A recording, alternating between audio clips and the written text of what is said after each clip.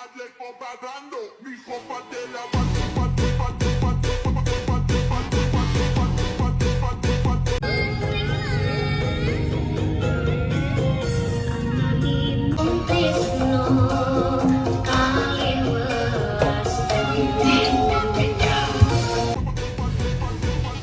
Deret Geo, apa nih?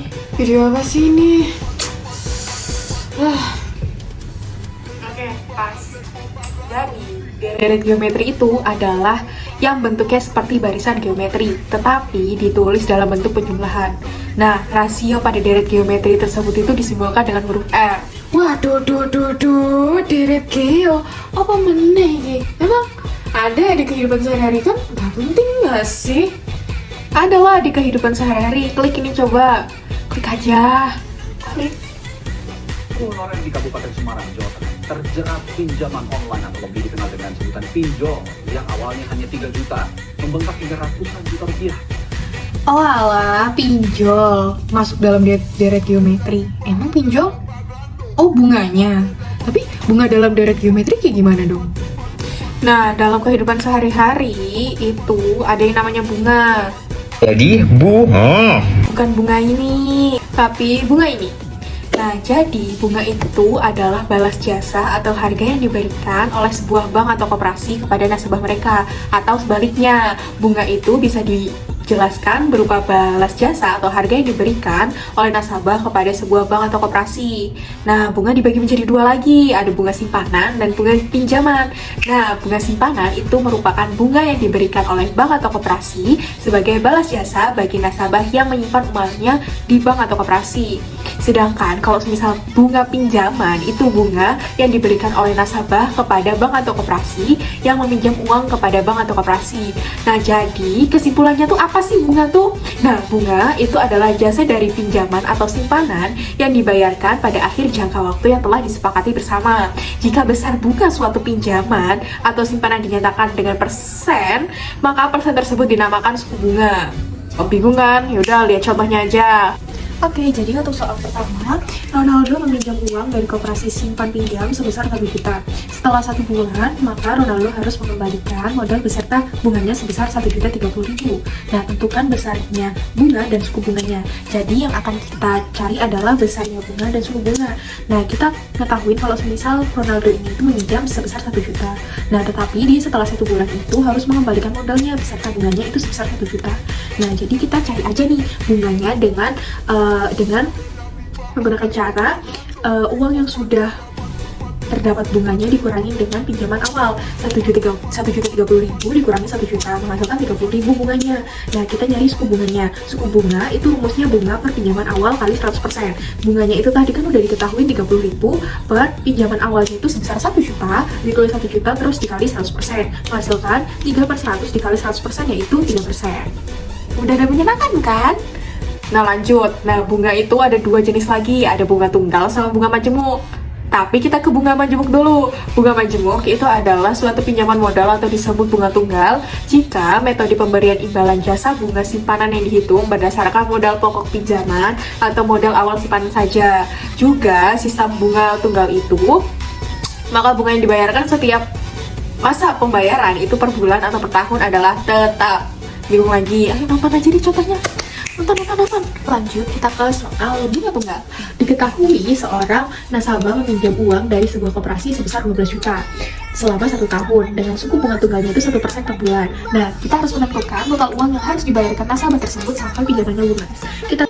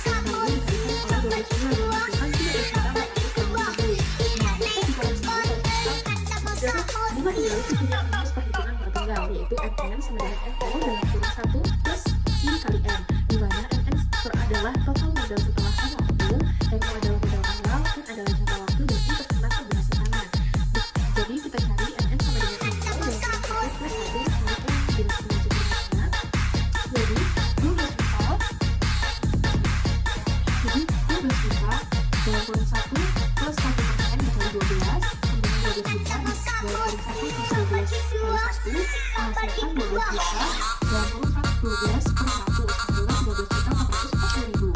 Selesai. Setelah kita ke bunga tunggal, kita harus move on ke bunga majemuk. Nah, bunga majemuk tuh apa sih gitu? Nah, bunga majemuk itu adalah bunga suatu pinjaman atau modal yang disebut bunga majemuk jika metode pemberian imbalan jasa bunga simpanan yang dihitung berdasarkan besar modal atau simpanan pada periode bunga yang berjalan. Nah, dengan sistem bunga majemuk ini, bunga yang dibayarkan setiap masa pembayaran per bulan atau per tahun tidak tetap atau tergantung dari sisa modal atau pinjaman. Contohnya kayak gimana sih? Yuk kita tonton, yuk. Contoh soal terakhir yaitu pada bunga majemuk. Jadi ada soal seorang nasabah menyimpan uangnya pada sebuah bank sebesar 1 juta dengan suku bunga majemuknya 2% per tahun. Jika uang tidak diambil selama 5 tahun dan biaya administrasi adalah 0, maka total uang akhir tahun kelima adalah, jadi kita harus tahu tabungan akhir sampai tahun kelima. Kita harus cari satu-satu dulu.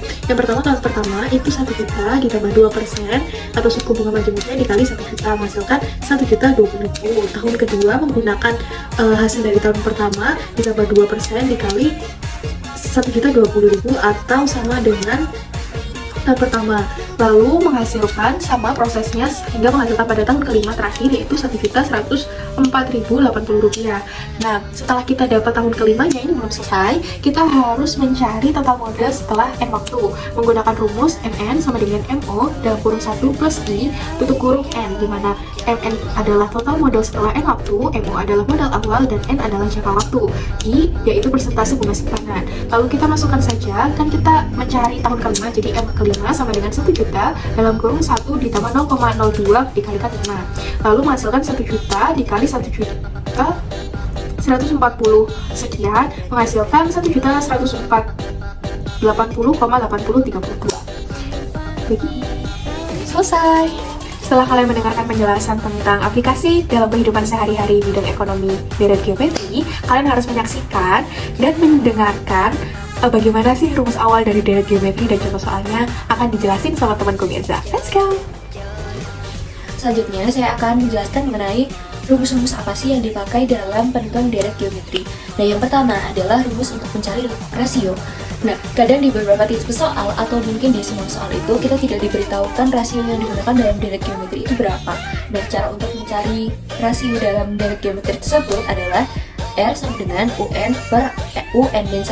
UN ini adalah suku ke N dan UN-1 adalah suku sebelum suku ke N. Nah, selanjutnya adalah rumus untuk mencari suku ke N atau kita biasa kenal dengan UN. Nah, rumus ini adalah rumus yang paling penting dan harus banget kalian hafalkan karena ini adalah sebuah kunci untuk menjawab soal-soal yang akan nantinya saya bahas. Nah, untuk suku N sendiri itu dirumuskan dengan UN sama dengan A dikali Rn-1. A di sini adalah suku pertama atau U1, R adalah rasio, N adalah yang dicari atau suku yang dicari. Nah, apabila kita di soal itu diketahui jumlah suku yang N, jumlah suku N, itu kita bisa mencari suku ke N-nya dengan rumus UN sama dengan SN min SN min 1. Nah, SN sendiri adalah jumlah suku ke N dan SN-1 adalah jumlah suku sebelum ke N. Nah, selanjutnya adalah suku tengah. Nah, suku tengah ini hanya berlaku untuk banyak bilangan ganjil. Suku tengah disimbolkan dengan T atau UT. Nah, UT memiliki rumus sebagai UT sama dengan akar A dikali UN. A adalah U1, UN adalah suku ke N. Nah, apabila kita tidak mengetahui T-nya, itu kita bisa langsung cari dengan T sama dengan setengah N-1. Nah, selanjutnya adalah rumus dari deret geometri. Deret ini apa sih? Jadi jumlah N suku pertama. Jumlah N suku pertama. Nah, SN ini ada beberapa rumus, jadi ada untuk rasionya yang lebih dari 1 dan ada yang rasionya kurang dari 1. Nah, rumus yang pertama adalah rumus untuk R-nya itu lebih dari 1. Nah, untuk rumusnya adalah SN sama dengan A dikali dalam kurung R pangkat N min 1 tutup kurung per R min 1. Untuk rumus yang rasionya kurang dari 1 itu adalah SN sama dengan A dikali dalam kurung 1 min R pangkat N tutup kurung per R min 1. Halo. Jadi untuk contoh soal yang pertama. Nah, soal yang pertama itu bunyinya seutas tali dipotong menjadi 4 bagian, masing-masing membentuk barisan geometri. Jika potongan tali terpendek itu 2 cm dan potongan tali terpanjang adalah 54 cm, panjang tali semula adalah berapa cm? Nah, untuk menyelesaikan soal matematika, itu tuh wajib banget ditulis, diketahui, ditanya, dan juga dijawab. Nah, untuk yang pertama, kita tulis nih, kita harus tahu yang diketahui dari soal itu apa ya. Nah, di sini tuh kunci yang paling penting yang harus kalian pahami itu adalah barisan geometri. Yang berarti soal ini itu termasuk dalam penyelesaian menggunakan rumus-rumus dari deret geometri. Nah, untuk kunci yang selanjutnya adalah ini seutas tali dipotong menjadi 4 bagian. Yang paling gampang itu kalian lihat potongan tali terpendek dan potongan tali terpanjang. Nah, kalau misal seutas tali dipotong menjadi 4 bagian, itu kan pasti ada potongan pertama, potongan kedua, potongan ketiga, dan potongan keempat. Nah, kita di sini potongan tali terpendek, berarti potongan tali terpendek ini potongan tali yang pertama. Ya nggak? Betul kan? Nah, potongan tali yang pertama itu adalah 2 cm. Nah, kita bisa tulis di sini U1 sama dengan A sama dengan 2 cm. Nah, benar kan soalnya ini adalah potongan tali pertama atau potongan tali yang paling pendek, gitu kan? Nah, selanjutnya ini ada info bahwa potongan tali terpanjang. Nah, potongan tali terpanjang itu adalah 54 cm.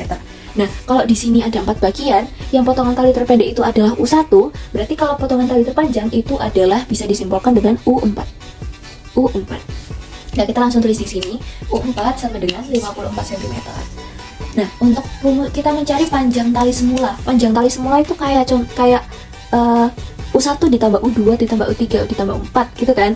Berarti S4 sendiri atau suku keempat itu bisa kita jumlah suku keempat ya, mohon maaf. Nah, jumlah suku keempatnya bisa kita tulis dengan U1 ditambah U2 yang kita tidak tahu, ditambah U3 kita juga tidak tahu informasinya, dan U4.